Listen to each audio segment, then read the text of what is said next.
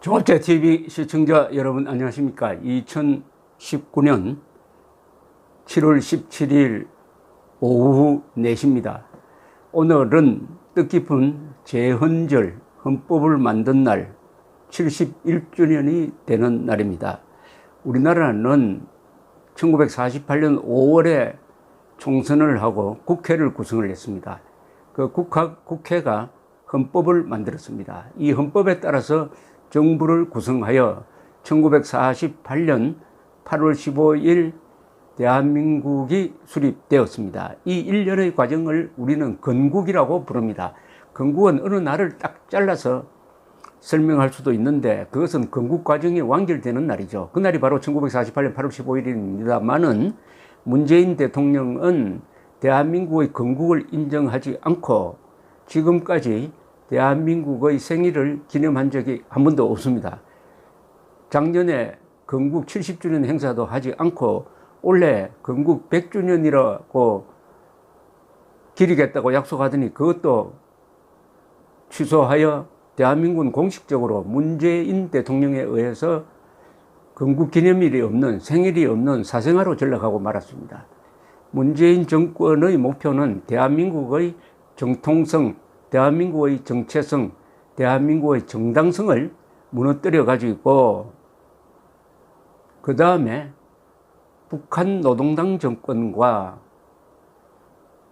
남북 연방제를 통하여 장기 집권을 할 꿈을 꾸고 있다는 것이 저의 판단입니다. 그렇게 하려면은 그 전 단계로 헌법을 무력화시켜야 합니다. 지난 2년여 동안 문재인 대통령은 촛불혁명이라는 논리로서 반헌법적 논리로서 대한민국의 헌법과 헌법 질서, 헌정 질서를 허무는 일에 전력을 다해 왔습니다. 문재인 대통령의 헌법 위반은 일시적인 것이 아니라 상시적으로 그리고 조직적으로 그리고 총체적으로 의도적으로 이루어지고 있습니다. 오늘 제헌절을 맞아서 문재인 대통령의 헌법 위반 사항을 정리를 해드리겠습니다. 우선 대통령은 직무를 어떻게 규정하느냐. 헌법 제66조가 있습니다. 헌법 66조. 대통령은 국가의 독립, 영토의 보전, 국가의 계속성과 헌법을 수호할 책무를 진다. 대통령은 조국의 평화적 통일을 위한 성실한 의무를 진다. 여기서 대통령의 직무를 딱 정리를 하면은 5개입니다. 국가의 독립, 영토의 보전, 국가의 계속성, 헌법 수호, 그리고 평화적 통일을 위한 노력입니다. 문재인 대통령은 국가의 독립에 필요한 대한민국의 민족사적 정통성을 부정을 합니다. 영토의 보전에 별 관심이 없습니다. 문재인 대통령은 김정은 앞에서 자신을 대한민국 대통령이라고 소개하지 않고 남쪽 대통령이라고 함으로써 북한 지역을 우리 영토로 보고 있는 헌법 제3조를 위반했습니다. 국가의 계속성이야말로 문재인 대통령이 가장 집중적으로 공격하는 사안입니다. 국가의 계속성은 바로 대한민국의 생일을 건국기념일을 확실히 하는 데서 출발하는 것이죠. 대한민국의 건국기념일, 생일을 지워버렸다는 것은 국가의 계속성, 국가의 영속성을 파괴하는 총체적 헌법 위반 행위입니다. 헌법 수호에 대해서는 이미 제가 문제를 제기를 했습니다. 헌법 파괴의 직무를 수행을 하고 있다. 조국의 평화적 통일이 아니라 문재인 대통령은 민족 반역 집단인 반국가 세력인 김정은 정권과 민족 공조 또는 우리 민족끼리 자주 통일하겠다는 약속을 작년 판문점에서 했습니다. 이것은 조국의 평화적 통일 그리고 헌법 제4조가 말하는 자유민주적 기본 질서에 입각한 평화적 통일을 부정하는 헌법 위반 행위입니다. 또 대통령은 취임할 때 이런 선서를 하게 되어 있습니다. 나는 헌법을 준수하고 국가를 보유하며 조국의 평화적 통일과 국민의 자유와 복리의 정진 및 민족 문화의 창달에 노력하여 대통령으로서의 직책을 성실히 수행할 것을 국민 앞에 엄숙히 선서합니다. 제일 먼저 나오는 헌법 준수의 의무를 문재인 대통령은 지키고 있지 않습니다. 지금부터 하나하나 따져보겠습니다. 헌법 제1조. 헌법 제1조가 가장 중요하겠죠. 왜 그렇겠습니까? 제일 먼저 나오는 이 헌법 제1조는 뭐냐? 대한민국의 주권은 국민에게 있고 모든 권력은 국민으로부터 나온다. 이게 국민주권론입니다.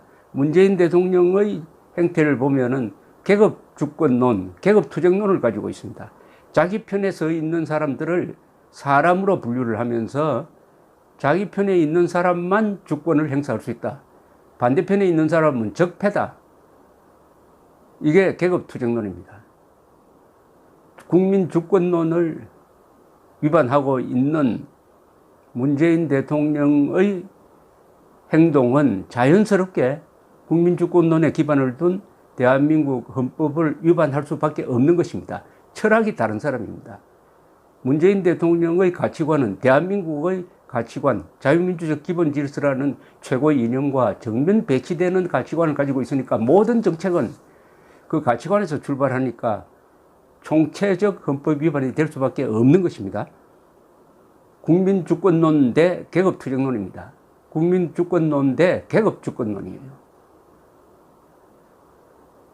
문재인 대통령이 자유민주주의라는 말을 쓰기 싫어하고 거의 모든 연설에서 자유란 말이 나오지 않는 이유가 바로 국민주권론에 입각한 개인의 자유를 인정하지 않고 계급투쟁론에 입각한 집단의 이익을 추구하고 있기 때문입니다.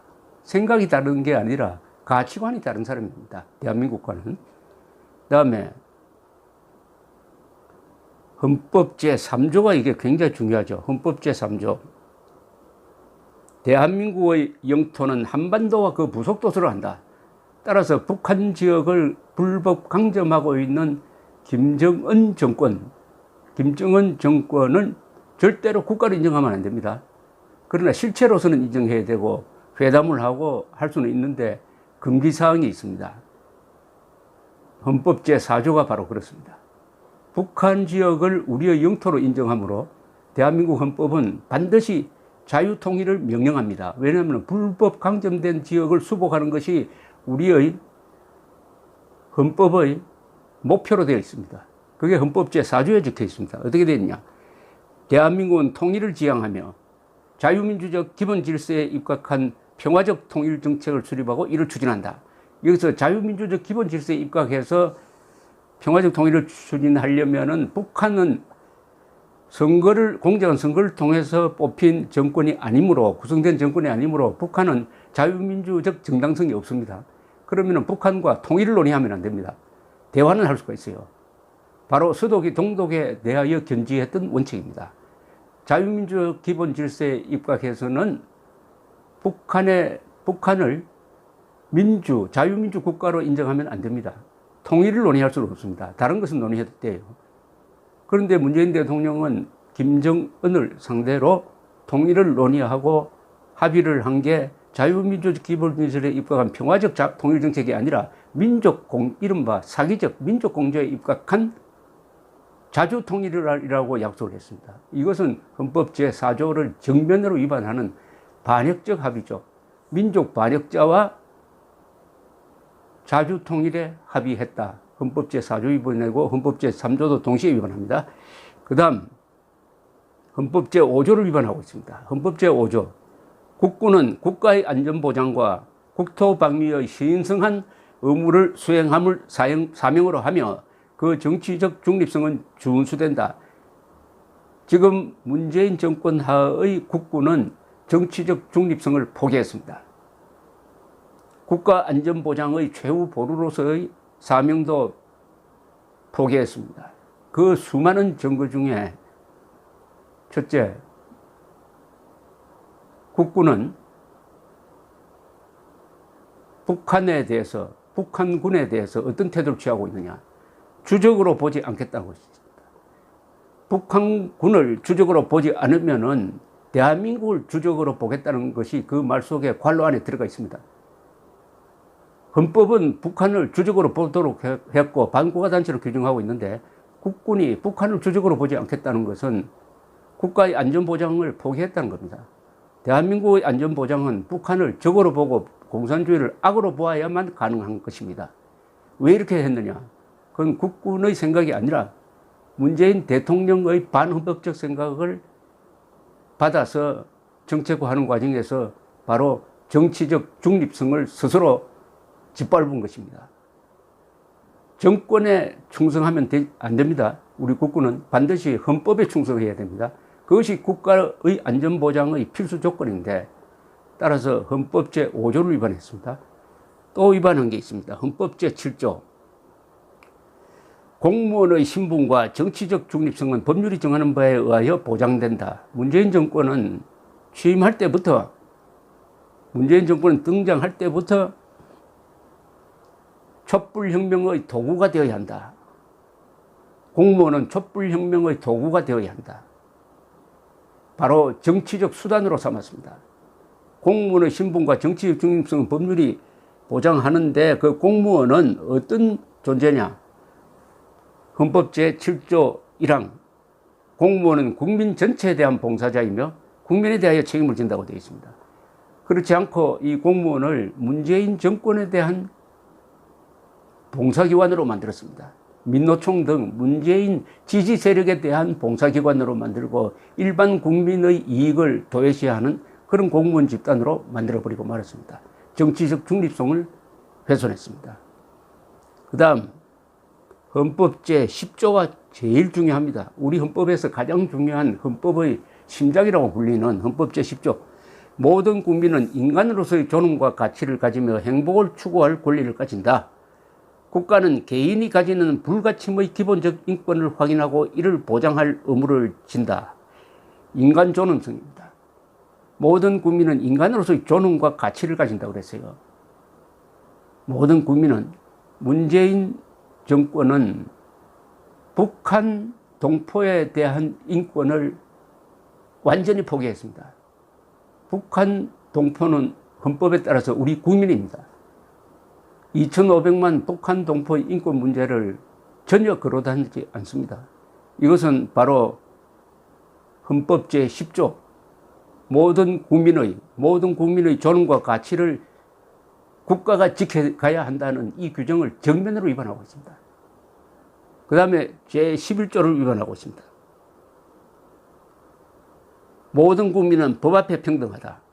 사회적 특수계급의 제도는 인정되지 아니하며 어떠한 형태로도 이를 창설할 수 없다. 문재인 정권은 사실상 모든 국민은 법 앞에서 불평등하다. 문재인 정권 편에 든 민노총 등 지지 세력에 대해서는 법을 우호적으로 적용하고 소위 적폐 세력에 대해서는 법을 어겨서라도 가혹하게 처벌해야 된다. 이렇게 법을 계급적으로 적용하고 있으므로 헌법 제11조를 위반하고 있습니다.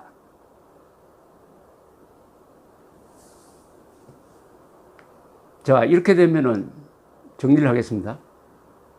헌법 1조 국민주권론, 헌법 제3조 북한이 우리의 영토고 북한은 반국가단체다. 헌법 제4조 반드시 자유통일을 해야 한다. 헌법 제5조 국군은 정치적으로 중립해야 한다.